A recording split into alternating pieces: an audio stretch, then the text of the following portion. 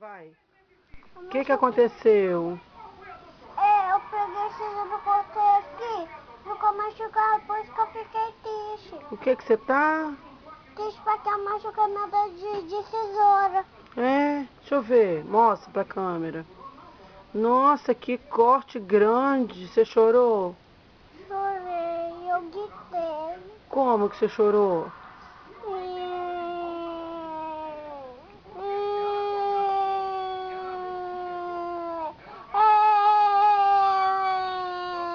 Você tá triste?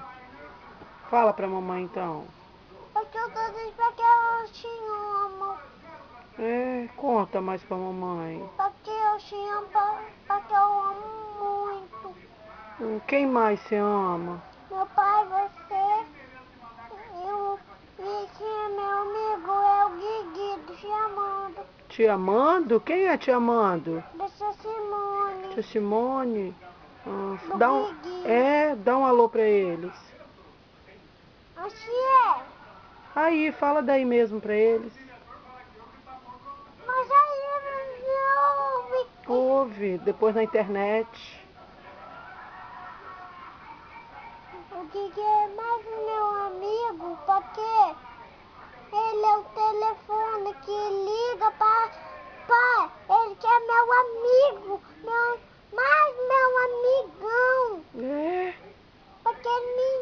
Porque ele não pode abraçar homem, não é? Mas ele é seu primo, pode. Porque ele é meu primão. E ele tem que abraçar pra mim. E ele chama assim, ó, que o amigo da chefe Simone é o melhor amigo. Ai, que lindo. E o dedinho? Tá doendo ainda? Ô, dó. Como você chorou? Eu já perguntei se